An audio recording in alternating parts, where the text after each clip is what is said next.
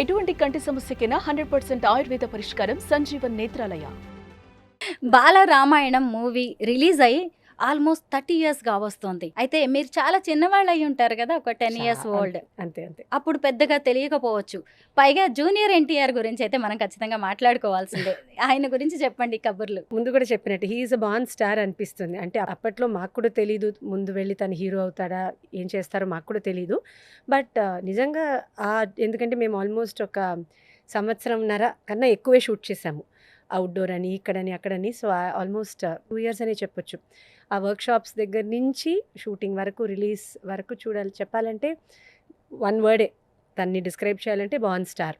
ఎందుకంటే మూవీస్ గురించి తనకి జెనెటిక్గా ఒక అవగాహన, న్యాచురల్గా వారసత్వంగా, ప్లస్ ఒక నాలెడ్జ్తో పాటు ఆ సెట్స్ మీద ఉన్న ఏకైక వ్యక్తి జూనియర్ ఎన్టీఆర్ అనే చెప్పాలి. ఎందుకంటే మేము ప్రతి వాళ్ళందరం కూడా ఏదేదో స్కూల్ చదువుకున్న పిల్లల్ని తీసుకొచ్చి మూవీలో యాక్ట్ చేయించారు తప్ప మాకెవ్వరికి ఓనమాలు ఏమీ తెలియదు. నిజంగా జూనియర్ ఎన్టీఆర్ గారికి మాత్రమే నేను చెప్పినట్టు ఒక నాలెడ్జ్ కూడా ఉంది, యాక్టింగ్ వచ్చు, డాన్స్ వచ్చు, plus born star is a born star కదా. సో అన్నిట్లో బాగా యాక్టివ్గా ఉన్న వ్యక్తి, ప్లస్ ఒక మూవీలో ఉన్న వేరే విభిన్న డిపార్ట్మెంట్స్ గురించి తెలిసి కెమెరా యాంగిల్స్ కానివ్వండి. సో ఇప్పట్లో ఉంటే మేబీ చాలా నేర్చుకునే అవకాశం ఉండేది. బట్ మాకు అప్పుడు అది కూడా తెలీదు. ఒక పక్కన చేస్తున్న ఆర్టిస్ట్, బికాజ్ మేము ఒకరిని ఆర్టిస్ట్గా చూసుకోలేదు. వీవర్ ఫ్రెండ్స్ కదా, అందరూ కలిసి ఏదో ఒక హ్యాపీగా చేస్తున్నాము. ప్లస్ డైరెక్టర్ గారు కూడా, ప్రొడ్యూసర్ గారు కూడా అదే అట్మాస్ఫియర్ మెయింటైన్ చేశారు. పాపం వీళ్ళందరూ చిన్నపిల్లలు అని వాళ్ళు గుర్తించి అందరినీ ఎవరికి వాళ్ళు ఎలా హ్యాండిల్ చేయాలో అలాగే జాగ్రత్తగా హ్యాండిల్ చేసి ఆ మూవీని చేశారు కాబట్టి. బట్ జూనియర్ ఎన్టీఆర్ గారి గురించి చెప్పాలంటే డెఫినెట్లీ అ బాన్ స్టార్. ఆ సినిమా అయిపోయిన తర్వాత ఎప్పుడైనా జూనియర్ ఎన్టీఆర్తో కాంటాక్ట్లో ఉండేవారా? అప్పట్లో మూవీ రిలీజ్ అయిన కొత్తలో నేను తను కలిసి కొన్ని జుగల్బందీస్ చేశాం యాక్చువల్లీ. అంటే తను కూచిపూడి డాన్సర్ కదా. సో అప్పుడు తను బాగా రెగ్యులర్గా కూచిపూడి చేసే టైం అది. సో తను కూచిపూడి, నేను భరతనాట్యం, అలా ఫ్యూ ప్రోగ్రామ్స్ చేశాము, స్టేజ్ షోస్ అవి చేశాము. ఆ తర్వాత కొన్ని సందర్భాల్లో కలవడం జరిగింది. అఫ్కోర్స్ ఈ మధ్య కాలంలో చెప్పాలంటే తన ప్రపంచం, నా ప్రపంచం బాగా డిఫరెంట్ అయిపోయాయి కాబట్టి ఈ మధ్య చాలా సంవత్సరాలుగా కలిసేందుకు అవకాశం లేదు. బట్ అప్పుడు కొన్ని ప్రోగ్రామ్స్ అవి చేశాము. ఇప్పుడు తను పాన్ ఇండియా స్టార్. మీ ఫ్రెండ్షిప్లో కానీ మీరిద్దరు కలిసి వర్క్ చేస్తున్నప్పుడు తను చాలా ఎత్తుకు ఎదుగుతాడు, పెద్ద స్టార్ అవుతాడని ఎప్పుడైనా అనిపించిందా? చెప్పాను కదా, అప్పుడు మేమున్న లెవెల్లో definitely she was a big star అప్పటికే. బికాజ్ అంత ఒక మూవీ గురించి నాలెడ్జబుల్గా ఉండి. బట్ నిజంగా నాకు అప్పుడు 10వ ఏట ఫలానా పర్సన్ మా ఫ్యూచర్లో ఏం చేస్తామో తెలియని ఏజ్ అది.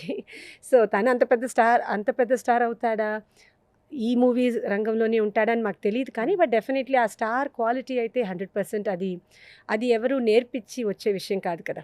ఎవరైనా సరే అది ఉంటేనే వస్తుంది. అదైతే ఆ వయసులోనే హీ వాజ్ లైవ్ వైర్. ప్రొడక్షన్లో కూడా మూవీ షూటింగ్లో అప్పుడు అందరితో మాట్లాడి, సహజంగా అందరితో అనర్గళంగా తెలుగు మాట్లాడేసి, ఒక ఫ్రెండ్లీగా అందరితో కలిసిపోయి అవన్నీ ఒక స్టార్కి అవి స్టార్ లక్షణాలని అప్పుడు నాకు తెలీదు. ఇప్పుడు చూస్తే ఎస్ కరెక్ట్ కదా, అవన్నీ దానికి ఫౌండేషన్, ఆ పునాది అక్కడ ఉందని ఇప్పుడు అనిపిస్తుంది. But definitely a great artist.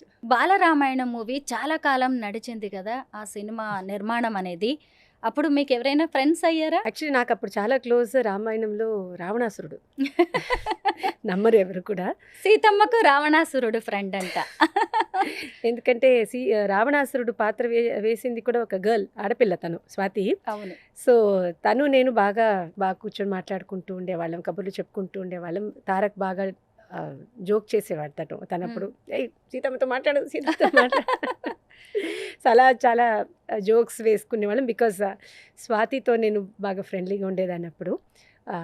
But of course అందరూ బాగా, ఎందుకంటే అందులో ఆంజనేయ స్వామి హనుమంతుడు వేషం వేసినది, హీ వాజ్ అ సింగర్, పాడతాడు అబ్బాయి, పాడేవాడు అరుణ్. సో అలా ఎవరికి వాళ్ళు ఏదో ఒక రకంగా కనెక్టెడ్గానే ఉన్నాము. సో అది ఒక మంచి ఫ్యామిలీ అని అప్పుడు ఆల్మోస్ట్ 1.5-2 years నడిచిన ప్రాజెక్ట్ అది. సో న్యాచురల్గా అందులో అప్పుడు సెల్ ఫోన్స్ లేవు, అందరూ కూర్చొని మాట్లాడుకోవడం, అవుట్డోర్స్కి వెళ్ళినప్పుడు బాగా టైం స్పెండ్ చేయడం.